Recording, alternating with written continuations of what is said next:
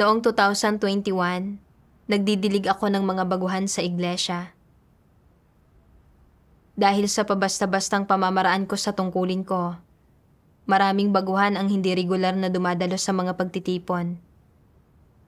Dagdag pa roon, dahil sa mapagmataas kong disposisyon, ay palaging napipigilan ng iba kapag nakikipagtulungan sa akin. Kaya, tinanggal ako ng mga leader at itinalaga para mangasiwa ng mga pangkalahatang gawain. Nang mabalitaan ito, sobra akong nabagabag. Naisip ko kung paanong mahigit 10 taon na akong sumasampalataya sa Diyos at napagkatapos talikuran ang pag-aaral ko. Mula noon, ay ginagawa ko na ang tungkulin ko sa iglesia. Higit pa rito, dahil may kaunting kaalaman ako sa isang banyagang wika, palagi kong nararamdamang mas may kakayahan ako kaysa sa ibang mga kapatid. Hindi ko inasahang sa kritikal na sandaling ito ng pagpapalaganap ng ebanghelyo ng kaharian, ay matatanggal at maitatalaga ako sa isang hindi kapansin-pansing tungkulin ng pangangasiwa ng mga pangkalahatang gawain. Ang pagkakatanggal kaya na ito ay paraan ng Diyos ng pagbubunyag at pagtitiwalag sa akin. Nang maisip ko ito, napuno ako ng halo-halong pagkabigo, kirot, at pag-aalala. Sa puso ko ay sinabi ko sa sarili ko, sa hinaharap, kailangan kong maging maingat at mitikuloso sa paggawa ng mga tungkulin ko para maiwasang makapagdulot ng anumang problema na pwedeng humantong sa muling pagkakatanggal ko. Kung hindi, baka talagang mawalan na ako ng lahat ng pag-asang maligtas. Pagkalipas ng ilang panahon, nabalitaan kong natanggal ang ilang kapatid dahil sa hindi magagandang resulta sa mga tungkulin nila. Bigla akong nabalisa at naisip ko, paano ko ba ginagawa ang mga tungkulin ko kamakailan? Nanganganib din ba akong matanggal? Agad kong sinimulang pag-isipan kung anong mga isyo ang maaaring umiiral pa rin sa mga tungkulin ko. Kung ano ang saloobin ng supervisor sa akin at kung may anumang palatandaang matatanggal ako. Nang makita kong may ilang isyu sa mga tungkulin ko at hindi masyadong maganda ang mga resulta, sobrang hindi ako mapakali. Napapaisip na, balang araw ba ay tatanggalin ako ng supervisor? Kung matatanggal ulit ako, baka tuluyan na akong matiwalag.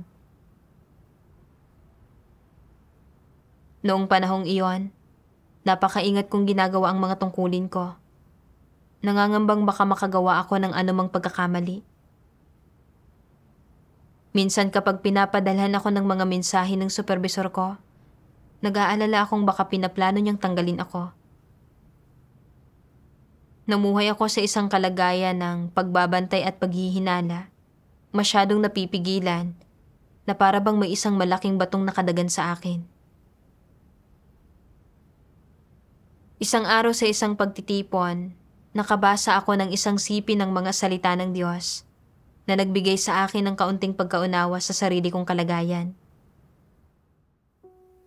Sabi ng makapangyarihang Diyos, hindi naniniwala ang ilang tao na kayang tratuhin ng patas ng sambahayan ng Diyos ang mga tao.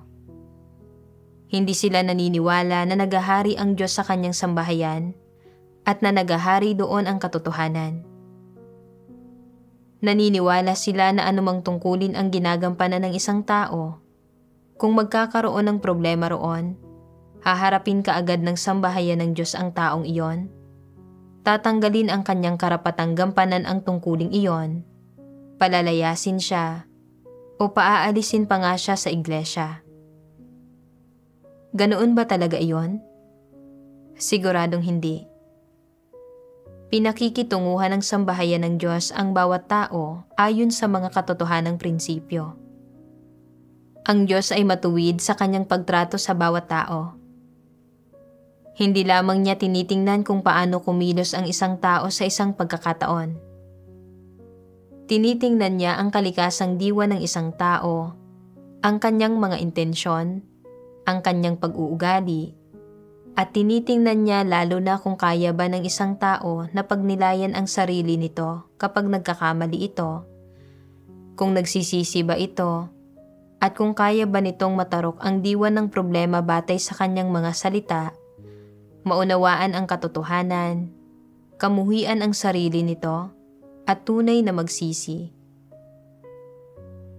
Kung talagang hindi mo tinatanggap ang katotohanan sa paggampan mo sa iyong tungkulin, at lagi kang natatakot na mabunyag at matiwalag, ang takot mong ito ay nababahira ng intensyon ng tao at ng tiwaling satanikong disposisyon at ng paghihinala, pag-iingat at maling pagkaunawa.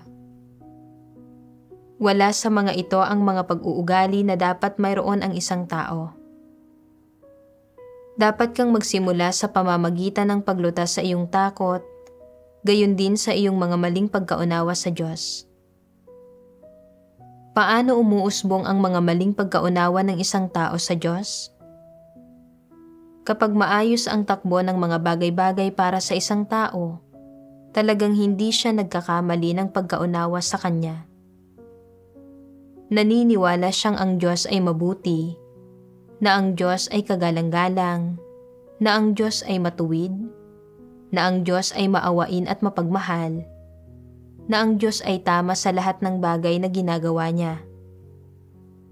Gayunman, kapag naharap siya sa isang bagay na hindi umaayon sa kanyang mga kurukuro, iniisip niya, mukhang hindi masyadong matuwid ang Diyos, kahit paano ay hindi sa bagay na ito. Hindi ba't maling pagkaunawa ito? Paanong hindi matuwid ang Diyos? Ano ang nagpausbong sa maling pagkaunawang ito? Bakit nagkaroon ka ng ganitong opinyon at pagkaunawa na hindi matuwid ang Diyos? Masasabi mo ba ng tiyak kung ano iyon? Aling pangungusap iyon? Aling bagay? Aling sitwasyon? Sabihin mo, para mapag-isipan ng lahat at makita kung may katwiran ka. At kapag nagkakamali ng pagkaunawa ang isang tao sa Diyos o nahaharap sa isang bagay na hindi umaayon sa kanyang mga kurukuro, ano ang saloobing dapat niyang taglayin? Kailangan niyang magpasakop muna at isipin. Hindi ko maunawaan, pero magpapasakop ako dahil ito ang ginawa ng Diyos at hindi ito isang bagay na dapat suriin ng tao. Dagdag pa riyan, hindi ko maaaring pagdudahan ang mga salita ng Diyos o ang kanyang gawain dahil ang salita ng Diyos ay ang katotohanan. Hindi ba't ganito ang saloobing dapat taglayin ng isang tao? Kapag may ganitong saloobin, magdudulot pa rin ba ng problema ang iyong maling pagkaunawa? Hindi nito maaapektuhan o magagambala ang pagsasagawa mo ng iyong tungkulin. Katulad lang ako ng inilarawan ng Diyos. Kapag nakakagawa ako ng mga pagkakamali sa tungkulin ko, palagi akong natatakot na matanggal. Dahil ito sa pagiging mapagbantay ko laban sa Diyos at sa maling pagkaunawa ko sa Diyos. Sa hindi pagkaunawa sa mga prinsipyo sa likod ng pagtatanggal sa mga tao sa sambahayan ng Diyos o hindi pagkilala sa matuwid na disposisyon ng Diyos. Inakala kong basta may kaunting isyo o pagkakamali sa paggawa ng tungkulin ng isang tao o kung hindi maganda ang mga resulta sa loob ng ilang panahon, matatanggal siya. Katulad lang ng pagtatrabaho sa mundo ng mga walang pananampalataya, kung saan humahantong ang mga pagkakamali sa pagsita at posibleng pagtatanggal, kaya kailangang maging napakaingat ng isang tao para mapanatili ang posisyon niya. Pero sa sambahayan ng Diyos, binibigyan ng Diyos ang mga tao ng pinakamaraming pagkakataong magsisi hanggat maaari. At ang pagtatanggal sa mga tao ay batay rin sa mga prinsipyo. Hindi totoo na natatanggal ang isang tao dahil lang nakagawa siya ng maliit na pagkakamali sa tungkulin niya o nagkaroon ng hindi magagandang resulta sa maikling panahon. Bagkus, Batay ito sa isang komprehensibong pagsusuri ng palagiang pagganap at kalikasang diwa ng tao na iyon. Lalo na kung kaya niyang pagnilayan at kilalanin ang sarili niya at magpakita ng tunay na pagsisisi pagkatapos makagawa ng pagkakamali. Halimbawa, noong ginagawa ko ang tungkulin ko ng pagdidilig sa mga baguhan, dahil sa mapagmataas na disposisyon ko, palagi kong napipigilan ng iba kapag nakikipagtulungan ako sa kanila. Ipinaalam na sa akin ng mga kapatid ang isyong ito. Gayunpaman, sumama lang ang loob ko ng ilang panahon at pagkatapos ay hindi ko na binigyang pansin ang pagwawasto sa mapagmataas kong disposisyon. Dagdag pa rito, kapag nagdidilig ng mga baguhan, pabasta-basta ako, gumagawa lang ng mababaw na gawain. Kapag may mga suliranin ang mga baguhan at hindi regular na dumadalo sa mga pagtitipon, hindi ako nagbibigay ng tulong o suporta. Kapag ibinubuod ang gawain at nakikitang napakaraming baguhan ang hindi regular na dumadalo, saglit lang na sumasama ang loob ko. Pero pagkatapos, hindi pa rin ako nagsisikap na tugunan ang mga isyong ito. Tinanggal ako ng iglesia batay sa palagiang pagganap ko, pero hindi inalis ang pagkakataon kong gawin ang tungkulin ko. At sa halip, ay itinalaga ako para gawin ang tungkulin ng pangkalahatang gawain. Binibigyan ako ng pagkakataong magsisi. Gayunpaman, hindi ko pinagnilayan at inunawa ng wasto ang sarili ko. Bagkus ay nagkimkim ako ng pagiging mapagbantay at maling pagkaunawa sa Diyos. Talagang masyado akong mapanlinlang.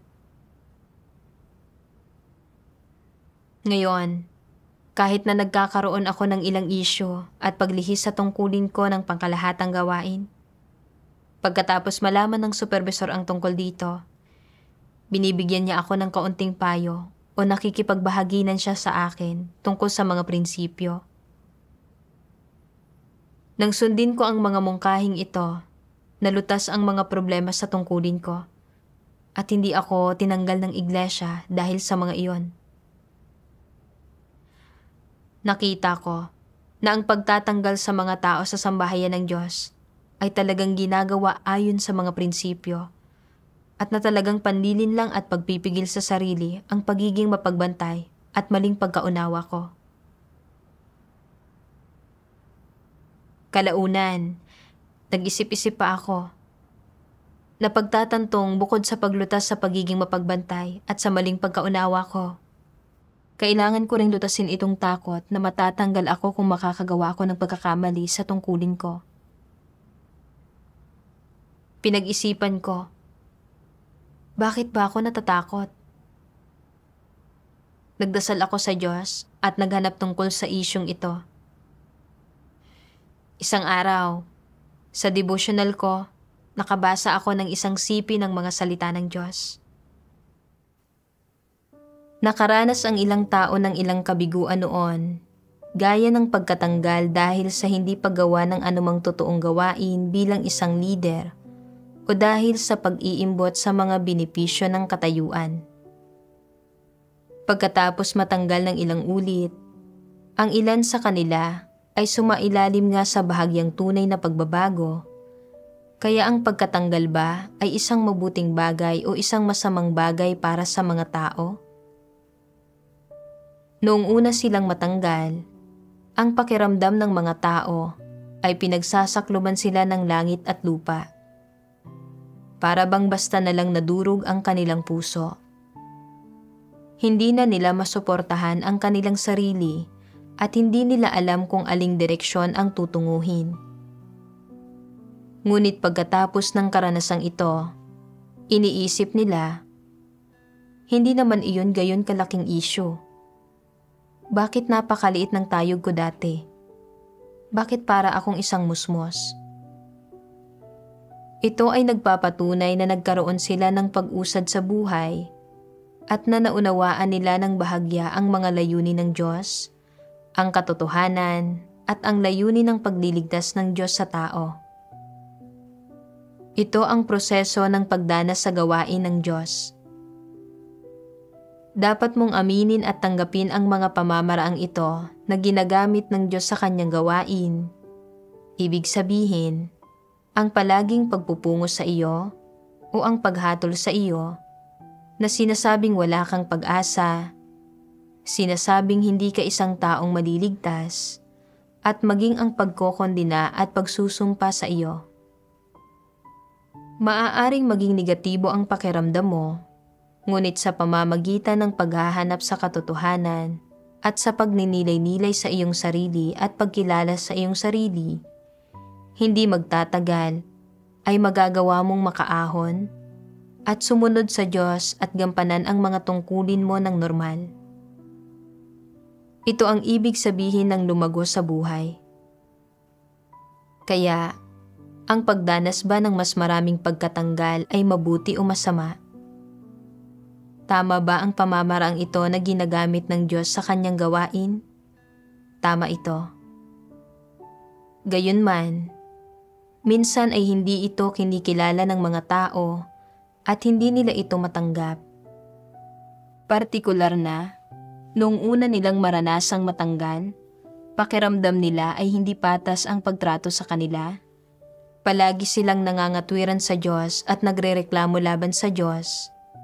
Hindi nila magawang mapagtagumpayan ang balakid na ito.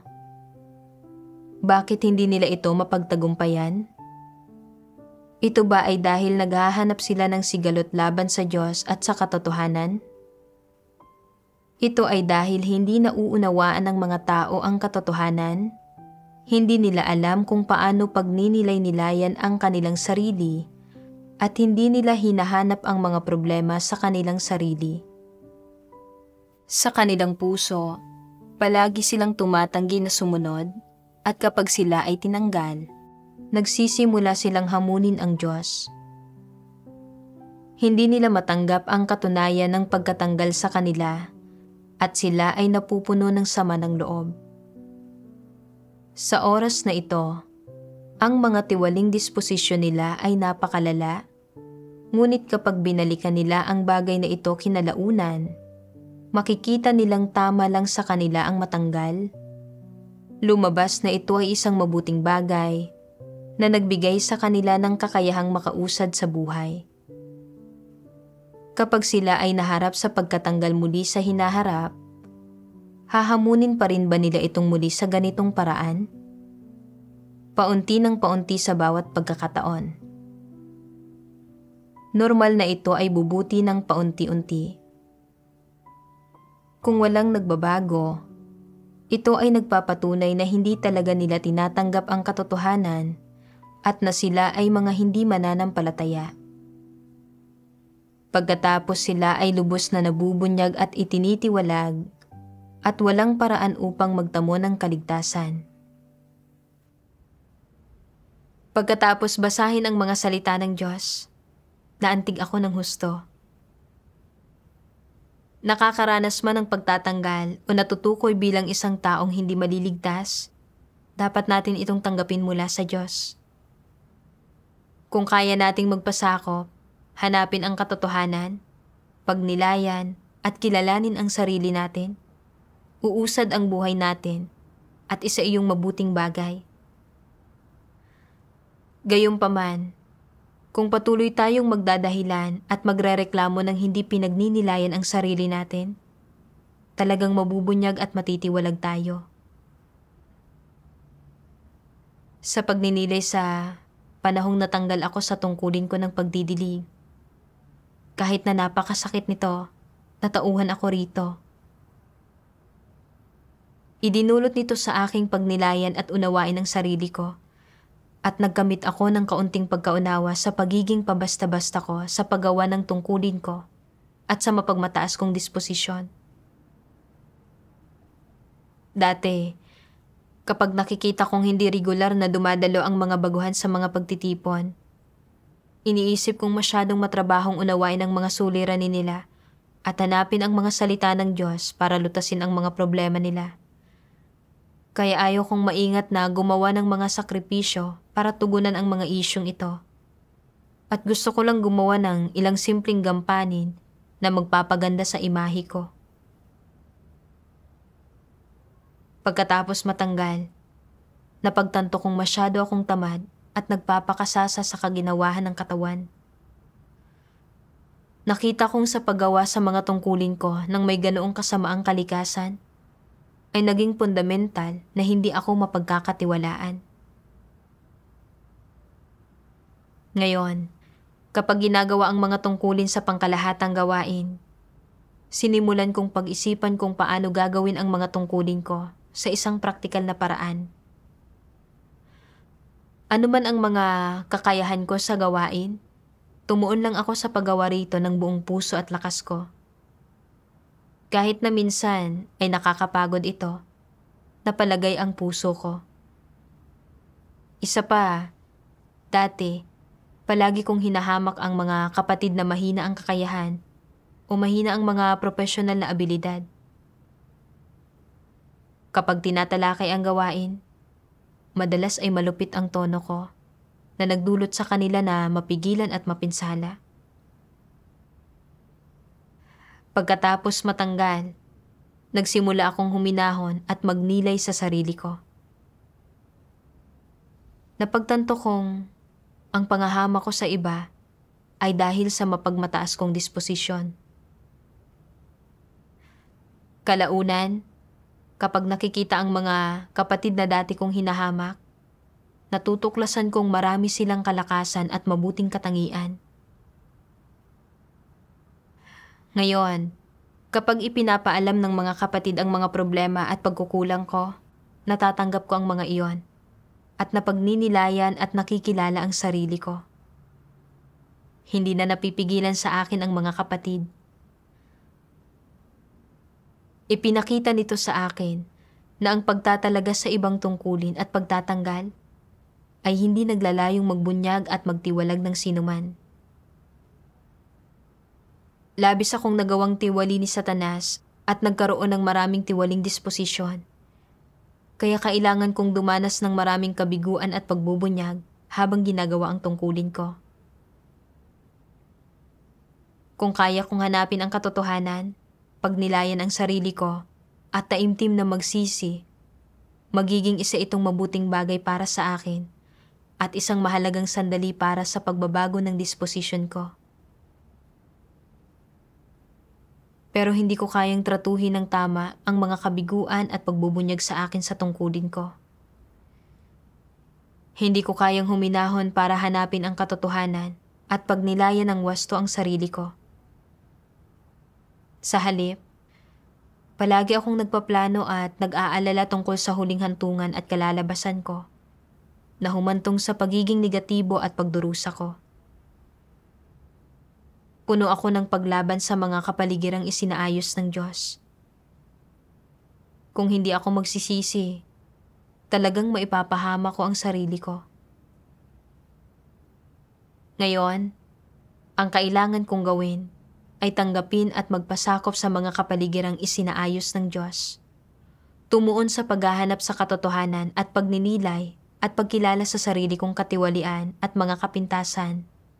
Matuto ng mga aral at magkaroon ng pag-usad sa buhay pagpasok ko. Nang maunawaan ko ito, mas napalagay ang puso ko. Pagkalipas ng ilang buwan, itinalaga ako ng iglesia para magdilig ng mga baguhan. Hindi ko inasahang mabibigyan ako ng isa pang pagkakataong gawin ang tungkuling ito. Nakadama ako ng di mailalarawang emosyon at pinasalamatan ko ang Diyos sa puso ko. Pagkalipas ng ilang panahon, naharap ako sa ilang suliranin sa pagdidilig ng mga baguhan. Ang ilan sa kanila ay masyadong abala sa trabaho. Ang ilan ay may karamdaman, at ang ilan ay may mga kuro-kuro tungkol sa gawain ng Diyos, kaya tumigil sila sa pagdalo sa mga pagtitipon. Pagkatapos silang diligan at suportahan sa loob ng ilang panahon nang hindi nakakakita ng anumang malinaw na resulta, sobra akong nabalisa. Kung hindi ko agad malulutas ang mga isyong ito, matatanggal ba ako? Patindi na ng patindi ang mga sakuna at malapit nang matapos ang gawain ng Diyos. Kung matatanggal ako sa kritikal na sandaling ito, maliligtas pa rin ba ako? Nagdulot sa akin ng matinding pagkabagabag ang mga kaisipang ito. Nang dumating ang supervisor para suriin ang gawain ko, pinaalalahanan niya akong maging mas masipag at lutasin ang mga isyong ito sa lalong madaling panahon. Medyo pinanghinaan ako ng loob. Nagsisikap naman ako nitong mga huli, pero bakit hindi gumanda ang mga resulta? Kung patuloy akong magiging hindi epektibo sa tungkulin ko, baka matanggal ako. Kung maitatalaga ako sa ibang tungkulin, kakailanganin kong matuto mula sa umpisa. Paano kung patuloy akong hindi magiging epektibo at matanggal na naman ako? Kung gayon, ay tuluyan na akong mabubunyag at matitiwalag. Habang mas iniisip ko ito, lalo akong pinanghihinaan ng loob at namumroblema at bumibigat ang isip ko. Nang makita kong hindi regular na dumadalo ang mga baguhan sa mga pagtitipon, nawalan na ako ng ganang kumustahin sila. Nagkaroon pa nga ako ng kaunting reklamo sa puso ko. Nagtatrabaho ako ng husto nitong mga huli. Bakit hindi ako pinapatnubayan ng Diyos? Kahit gaano ko katinding subukan, parang wala namang nagbabago. Hindi madaling lutasin ang mga isyong ito at baka kahit pagkatapos ng lahat ng pagsisikap ko, ay matanggal pa rin ako. Noong panahong iyon, masyado akong negatibo at hindi ako makakuha ng lakas na gawin ang tungkulin ko. Kalaunan, sinimulan kong pagnilayan ang sarili ko. Bakit ba palagi kong inaalala na matatanggal ako sa tuwing may nangyayari? Napagtanto kong nauudyukan ako ng layuning magkamit ng mga pagpapala. Kaya naghanap ako ng mga nauugnay na salita ng Diyos para kainin at inumin. Isang araw, nabasa ko ang mga salitang ito ng Diyos.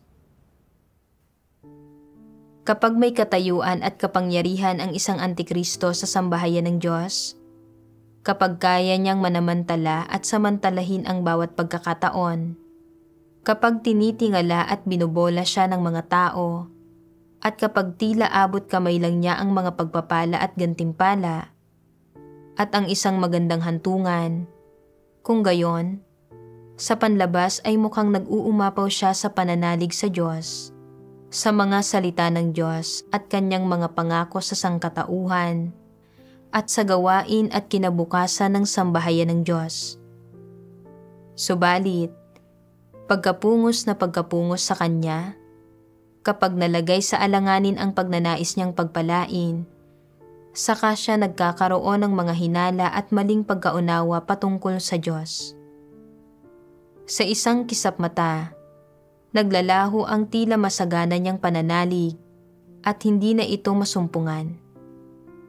Ni hindi na siya makahugot ng lakas para lumakad o magsalita man lang, nawawala na siya ng ganang gawin ang tungkulin niya at nawawala na ang lahat ng kanyang sigla, pagmamahal at pananalig.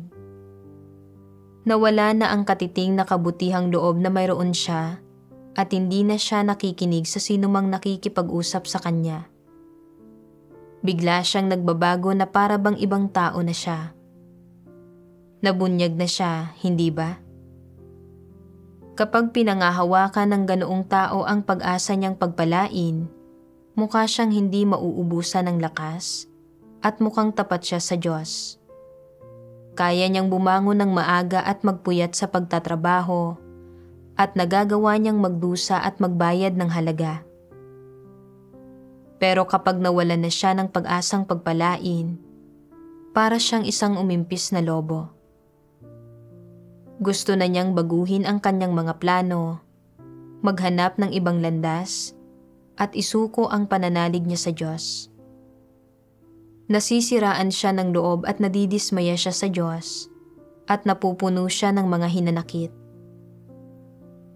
Ito ba ang pagpapahayag ng isang taong naghahangad at nagmamahal sa katotohanan, ng isang taong may pagkatao at integridad? Nasa panganib siya. Hindi kailanman sinusunod ng mga antikristo ang mga pagsasaayos ng sambahayan ng Diyos, at palagi nilang mahigpit na iniuugnay ang kanilang tungkulin, kasikatan, pakinabang, at katayuan sa inaasam nilang pagtamo ng mga pagpapala at sa kanilang hantungan sa hinaharap, na para bang sa sandaling mawala ang kanilang reputasyon at katayuan, wala na silang pag-asang magtamo ng mga pagpapala at gantimpala, at pakiramdam nila ay katulad ito ng mawalan ng buhay. Iniisip nila, kailangan kong mag-ingat, hindi ako dapat maging pabaya.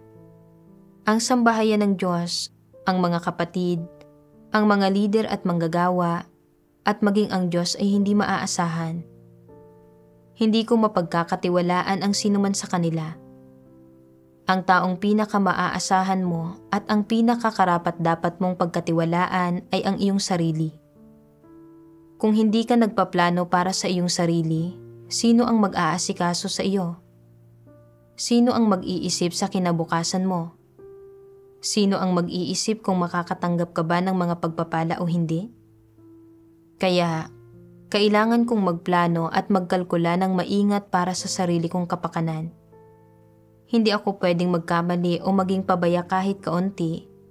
Kung hindi, ano ang gagawin ko kung may sumubok na manamantala sa akin? Kaya, nagiging mapagbantay sila laban sa mga lider at manggagawa ng sambahayan ng Diyos, natatakot na may makakilatis o makahalata sa kanila, at na pagkatapos ay matatanggal sila at masisira ang mga pinapangarap nilang pagpapala. Iniisip nila na dapat nilang panatilihin ang kanilang reputasyon at katayuan para magkaroon sila ng pag-asang magkamit ng mga pagpapala. Itinuturing ng isang antikristo ang pagiging pinagpala na higit pa kaysa sa kalangitan, higit pa kaysa sa buhay, mas mahalaga pa kaysa sa paghahangad ng katotohanan, pagbabago ng disposisyon, o personal na kaligtasan, at mas mahalaga pa kaysa sa maayos na paggawa sa kanilang tungkulin, at pagiging isang nilikha na nakaabot sa pamantayan. Iniisip niya na ang pagiging isang nilikha na nakaabot sa pamantayan, ang paggawa ng mabuti sa kanyang tungkulin at pagkaligtas, ay pawang mumunting mga bagay na hindi na kailangang banggitin o pagkomentuhan pa. Samantalang ang pagtatamo ng mga pagpapala ay ang tanging bagay sa buong buhay niya na hindi kailanman malilimutan. Sa anumang masagupa niya, gaano man kalaki o kaliit, iniuugnay niya ito sa pagiging pinagpala at napakaingat at napakaalisto niya, at lagi siyang may nakahandang malulusutan para sa kanyang sarili. Ang pagtamo o hindi pagtamo ng isang tao sa pagsang-ayon ng Diyos ay hindi nakabase sa tungkuling ginagawa niya, kundi sa kung taglay ba niya ang katotohanan, kung tunay ba siyang nagpapasakop sa Diyos, at kung tapat ba siya. Ang mga ito ang pinakamahahalagang bagay. Sa panahon ng pagliligtas ng Diyos sa mga tao, kailangan nilang pagdusahan ang maraming pagsubok. Lalo na sa pagganap sa tungkulin nila, dapat silang dumaan sa maraming kabiguan at hadlang, pero sa bandang huli, kung nauunawaan nila ang katotohanan at may tunay silang pagpapasakop sa Diyos, magiging isa siyang taong may pagsang-ayon ng Diyos. Sa usaping ukol sa pagkakalipat nila sa kanilang tungkulin, makikita na hindi nauunawaan ng mga antikristo ang katotohanan at talagang wala silang kakayahang makaarok. Sa pamamagitan ng paglalantad ng mga salita ng Diyos, nakita ko na kaya hindi maharap ng tama ng mga antikristo ang mga pagtatalaga sa ibang tungkulin o pagtatanggal sa mga tungkulin nila. ay dahil ginagawa nila ang mga tungkulin nila para lang magkamit ng mga pagpapala. Sinusubukang makipagtawaran sa Diyos at hindi para makamit ang katotohanan o magpasakop sa Diyos. Kaya, kapag may nagiging problema o kapag naitatalaga sa ibang tao ang mga tungkulin nila o natatanggal sila, palagi nila itong iniuugnay sa pagtanggap ng mga pagpapala. Kapag nakikita nilang wala silang pag-asang magkamit ng mga pagpapala, pinanghihinaan sila ng loob, nadidismaya at napupuno ng mga hinaing. Nawawalan sila ng motibasyong gawin ang mga tungkulin nila at nawawalan pa nga ng pagnanais na sumampalataya sa Diyos. Taglay ko rin ang mga pagpapamalas na ito ng mga antikristo. Kapag umuusad ng maayos ang mga tungkulin ko at pakiramdam ko ay may pag-asa akong makatanggap ng mga pagpapala, kaya kong talikuran ang pag-aaral ko at magtiis ng pagdurusa at magbayad ng halaga para sa mga tungkulin ko. Gayunpaman, kapag nakakakuha ako ng hindi magagandang resulta sa mga tungkulin ko at may panganib pa nga na matanggal ako, pakiramdam ko ay naglaho na ang pag-asa kong magkamit ng mga pagpapala. Ang resulta, pinanghihinaan ako ng loob, nadidismaya, nagiging negatibo at nagpapakatamad, at ginagawa ko ang mga tungkulin ko na parang ganap na ibang tao ako. Ang totoo, napaka-normal lang na matanggal o makatanggap ng mga payo o pagpupungos dahil sa paglitaw ng mga problema sa mga tungkulin ng isang tao. Gayunpaman, palagi kong inaalala na, matatanggal ba ako? Kung matatanggal ulit ako, hindi ba tuluyan na akong mabubunyag at matitiwalag? Kung ganoon ay hindi na ako masyadong magkakaroon ng pagkakataong maligtas at makapasok sa kaharian ng langit. Ginawa ko ng isang transaksyon ang paggawa ng mga tungkulin ko. Sinusubukang ipagpalit ang mga sakripisyo, paggugol, at resulta ng gawain ko para sa pagpapala ng kaharian ng langit. Katulad lang ito ni Pablo. Ipinangaral niya ang ebanghelyo para lang makatanggap ng mga gantimpala at pagpapala, hindi para makamit ang katotohanan. Hanggang sa puntong kaya niyang sabihin, nakipagbaka na ako ng mabuting pakikipagbaka. Natapos ko na ang aking takbo. Napanatili ko ang pananalig. Buhat ngayon ay natataan sa akin ang putong ng katuwiran. Ang implikasyon ay na nagbayad na siya ng malaking halaga sa paggawa ng tungkulin niya at nakailangan siyang bigyan ng Diyos ng mga gantimpala at pagpapala. Kung hindi, ay makikipagtalo siya sa Diyos at lalaban sa Kanya. Hindi ba tinatahak ko ang landas na pareho kay Pablo? Handa akong magbayad ng halaga para magkamit ng mga pagpapala. Pero noong pakiramdam ko ay hindi ko matatanggap ang mga iyon. Naging negatibo at nagpakatamad ako. Nagreklamo pa nga na hindi ako pinapatnubayan ng Diyos. Hindi ba tahimik kong nilalabanan ang Diyos? Nang maisip ko ito, talagang natakot ako. Napagtatanto na masyadong mapanganib ang paggawa ng mga tungkulin para lang magkamit ng mga pagpapala at subukang makipagtawaran sa Diyos. Isa itong landas ng paglaban sa Diyos. Kalaunan, nakabasa ako ng 2 sipi ng mga salita ng Diyos. Dahil ang mapagpala ay hindi isang naaangkop na layuning dapat hangarin ng mga tao, ano ang isang naaangkop na layunin? Ang paghahangad ng katotohanan, ang paghahangad ng mga pagbabago sa disposisyon, at ang magawang magpasakop sa lahat ng pamamatnugot at pagsasaayos ng Diyos. Ito ang mga layuning dapat hangarin ng mga tao. Sabihin natin, halimbawa, na ang mapungusan ay nagdudulot sa iyong magkaroon ng mga kurukuro at maling pagkaunawa at hindi mo na magawang magpasakop. Bakit hindi mo magawang magpasakop? Dahil pakiramdam mo ay na-question ang iyong hantungan o ang iyong pangarap na mapagpala. Nagiging negatibo ka at sumasama ang loob mo at gusto mong sukuan ang iyong tungkulin.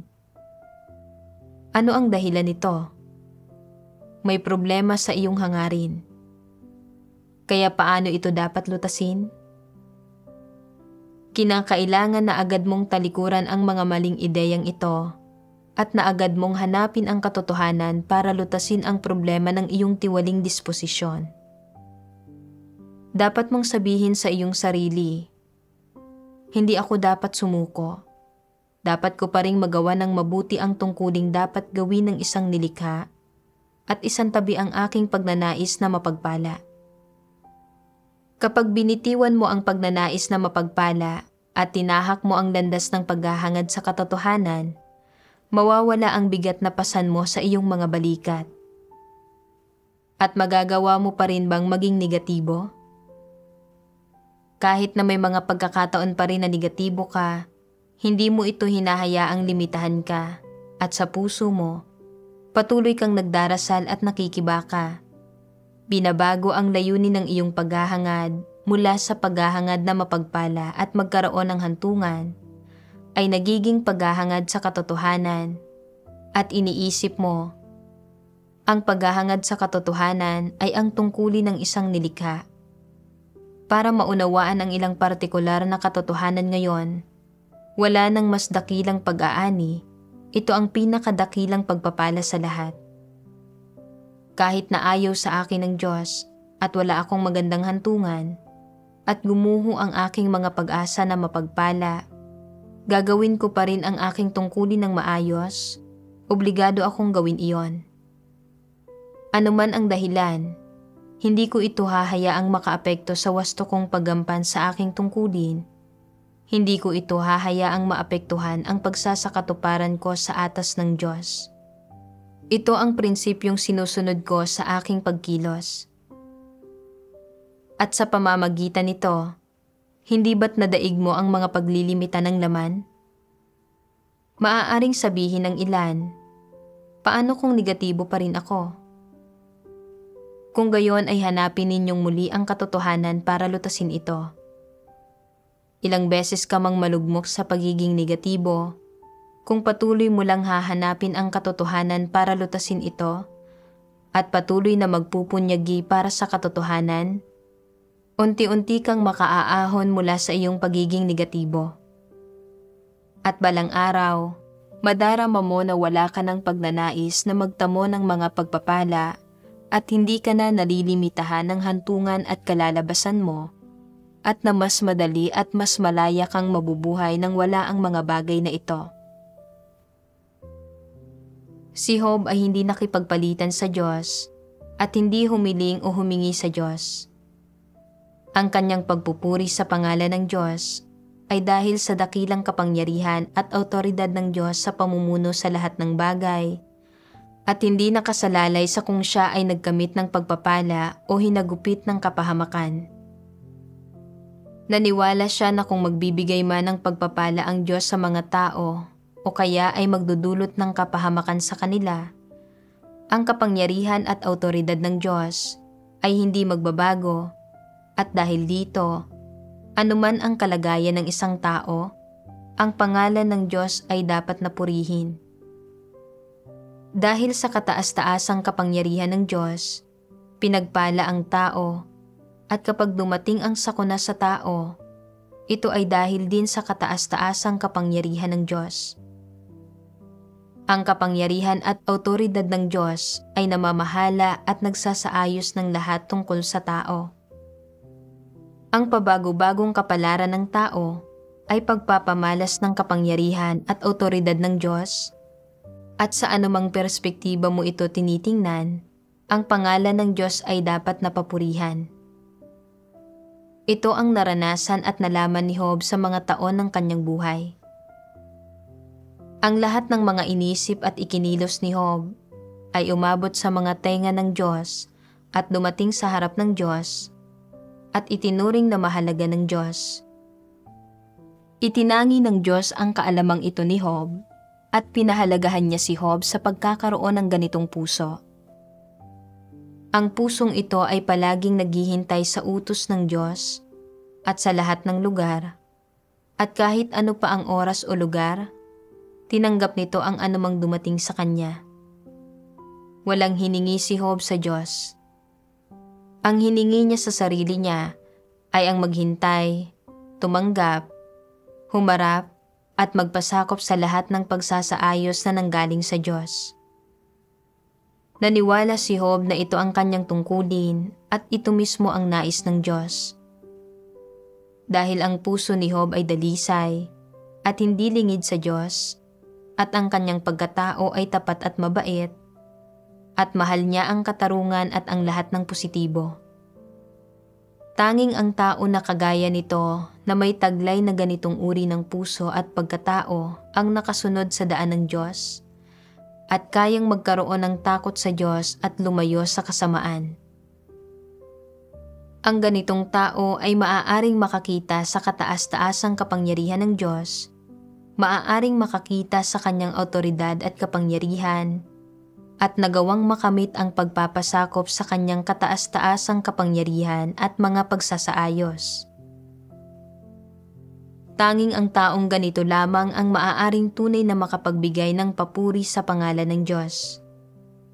Ito ay dahil sa hindi siya tumingin kung siya man ay pagpapalain ng Diyos o padadalhan ng kapahamakan, dahil alam niya na ang lahat ay pinamamahalaan ng kamay ng Diyos, at para sa tao, ang pag-aalala ay isang tanda ng kahangalan, kamangmangan, at kawalan ng katwiran. Tanda rin ito ng pag-aalinlangan sa katunayan ng kataas-taasang kapangyarihan ng Diyos sa lahat ng bagay, at ng kawalan ng takot sa Diyos. Ang kaalaman ni Job ang siya mismong ninais ng Diyos. Napaka-praktikal ng mga salita ng Diyos, at pinakitaan ako ng mga ito ng isang landas ng pagsasagawa. Kapag nahaharap ako sa mga sitwasyon at pakiramdam ko ay naglalaho ang pag-asa kong magtamo ng mga pagpapala, dapat akong magdasal sa Diyos. Bitiwan ang layunin kong magkamit ng mga pagpapala at isantabi ang mga hinihingi ko sa Kanya. Kahit na sa huli ay hindi ako makatanggap ng mga pagpapala at hindi ako maligtas, dapat ko pa ring panghawakan ang tungkulin ko at hangarin ang katotohanan at danasin ang mga kapaligirang pinamatnugutan ng Diyos nang may saloobin ng pagpapasakop. Sa ganitong paraan, hindi na ako mapipigilan ng pagnanais sa mga pagpapala.